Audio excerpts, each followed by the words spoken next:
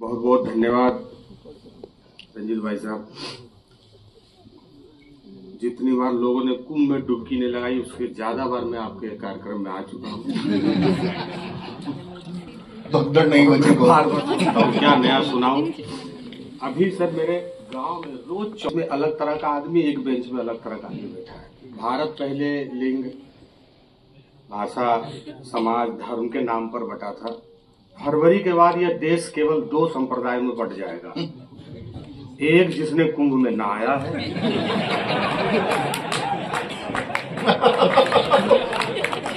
और एक जिसने कुंभ में नहीं नहाया है।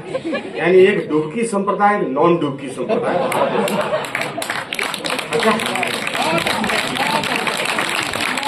जब मैं पंडित आदमी में नहाया, मैं सोचा मैं इसी वाले बेंच में रहूं।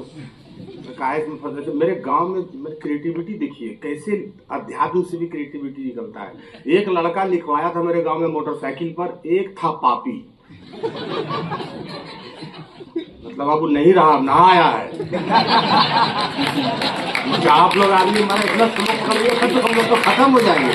कला को कोलाहल चाहिए, थोड़ा सा आप लोग जीवंत होइए। एक था पापी, अब रहा नहीं, अब वो कॉन्फिडेंस में है। पूरे गांव को खेल लगा के तू ही बचेगा, है ना। तो खैर ये ना करें, नहीं सीटी ना बजाए। अब अच्छा बात बोल रहे हैं, तो सीटी ऐसा कोई बात नहीं। ये सब चुनावी रैली के लिए रखी ये जश्न अदब की महफिल है ना। जब हम लोग अदब में पढ़ रहे तो आपको क्या दिक्कत है सुनने में? सब बर्दाश्त कर रहा है। एक गीत सुनाता हूँ जहाँ से भाई साहब ने कहा, और मंच पर मेरे वो वटवृक्ष, मैं अक्सर कहता हूँ कि हिंदी कविता के पास ऐसे वटवृक्ष नहीं बचे हैं जिसके नीचे, जिसकी छांव में कविता पले और आराम करे। क्योंकि यहाँ लोग, पतझड़ का मौसम वटवृक्षों पर लगा हुआ है और वो जला दे रहा है वो धूप। इसलिए बड़े ऐसे बुजुर्ग हमारे साथ हैं जिनके सामने खड़े होकर हम लोग पढ़ने की हिम्मत कर रहे हैं और सीख रहे हैं। हम लोग के लिए सौभाग्य की बात है। जैसे अदब को इस बात के लिए बधाई देनी चाहिए कि हम जैसे युवा, रामायण जैसे युवा, दान बहादुर सिंह जैसे लोग यहाँ पर खड़े हैं आपके सामने। एक गीत सुनाता हूँ, एक दौर।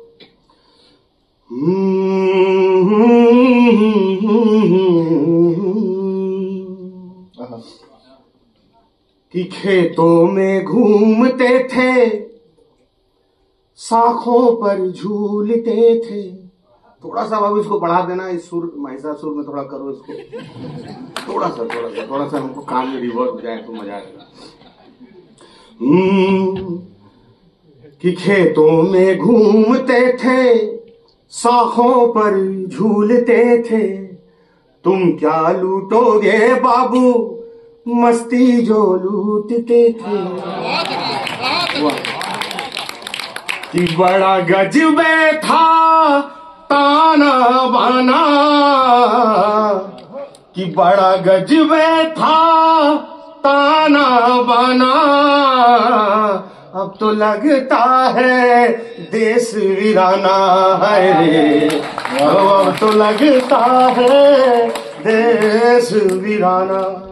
और देखिए वो दौर क्या था। ये जो लोग जो यहाँ बैठे हुए हैं, आप सबकी जड़ों में कहीं न कहीं मिट्टियां लगी हुई हैं, इसी से आप जिंदा हैं। ऊपर तो अंबुजा सीमेंट कपार पर जमा हो ही गया है। तो वहां से कि सपने ऊंचाई पर थे, सोते चटाई पर थे। वो लोग आशुतोष सर बैठे हैं, जब ये यूपीएससी की तैयारी कर रहे होंगे तो सपने वही होंगे और जगह यही होगा, यही वास्तु रहा होगा। कि सपने ऊंचाई पर थे, सोते चटाई पर थे। आंखों में खड़ा हिमालय, उसकी चढ़ाई पर थे। आंखों में खड़ा हिमालय, उसकी चढ़ाई पर थे। और थक के सुनते थे रेडियो पे गाना, थक के सुनते थे रेडियो पे गाना। है रे अब तो लगता है देश वीराना, है रे अब तो लगता है देश वीराना। और क्या था वो दौर कि दिन इससे ज्यादा थे उजले, इतनी थी न काली रातें, छत पर लेटे सुनते थे चांद की तारों से बातें। से ज्यादा थे उजले, इतनी थी न काली रातें, छत पर लेटे सुनते थे चांद की तारों से बातें।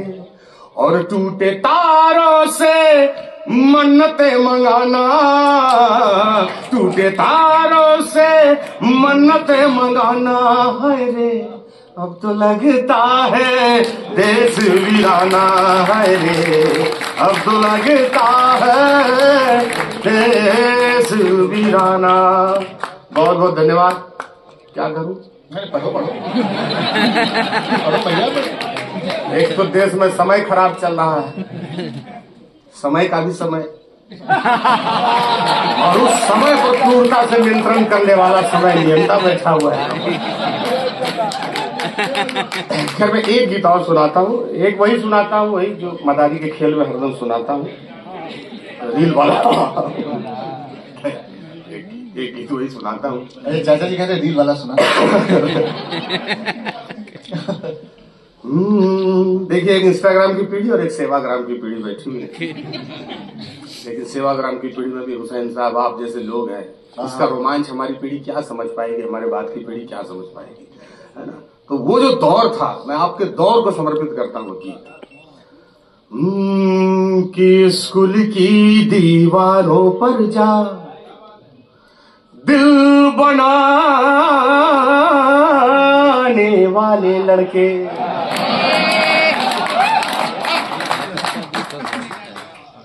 मरे स्कूल की दीवारों पर जा दिल बनाने वाले लड़के, और चलती तीर को हंस के अपने दिल पर खाने वाले लड़के, और उड़ती तीर भी ढिठई, जिसको आजकल के लड़के स्वैग बोलते हैं, हमारा वो ढिठट था कि उड़ती तीर भी खुद पर लेके लड़ भिड़ जाने वाले लड़के, पर दिल टूटे तो हो, पर दिल टूटे तो बिस्तर पर ही झील बनाने वाले लड़के, पर दिल टूटे तो बिस्तर पर ही झील बनाने वाले लड़के। उस दौर का जादू क्या जाने ये रील बनाने वाले लड़के, उस दौर का जादू क्या जाने ये रील बनाने वाले लड़के। वो क्या दौर था वो जादू, कि ताजी किताब पर पासी अखबार की जिल्द चढ़ाने वाले लड़के, और खा के समोसा सीनियर के सिर बिल टिकाने वाले लड़के। अरे मेहनत के पथ पर मिलो साइकिल चलाने वाले लड़के, और संघर्षों की ताप में तप तकदीर बनाने वाले लड़के। उस दौर का जादू क्या जाने ये रील बनाने वाले लड़के। और क्या था वो दौर, एक शेर रट खुद को गालिब मीर बताने वाले लड़के। एक शेर में सेमेस्टर पार कर देता था। और बिन चावल बिन दूध बातों की खीर बनाने वाले लड़के।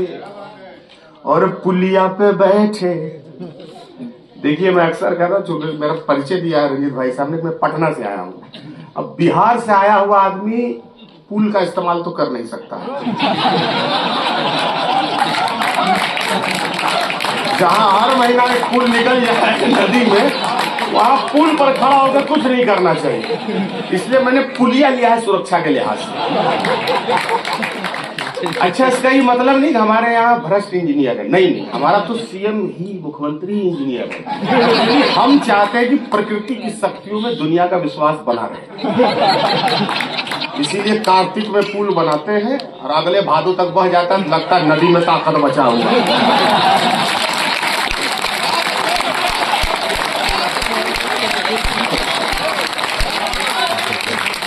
हमने प्रकृति की शक्ति की जो कंफ्यूज सर लाउड से अपने थ्योरी में बताता है, हमने लोहा गलाया इसको बताने के लिए प्रैक्टिकल, कि पुलिया पे बैठे रांझा बनके हीर न पाने वाले लड़के, लेकिन यही लड़के जब अपने अपने समय में जिम्मेदारियां संभाल लेते हैं,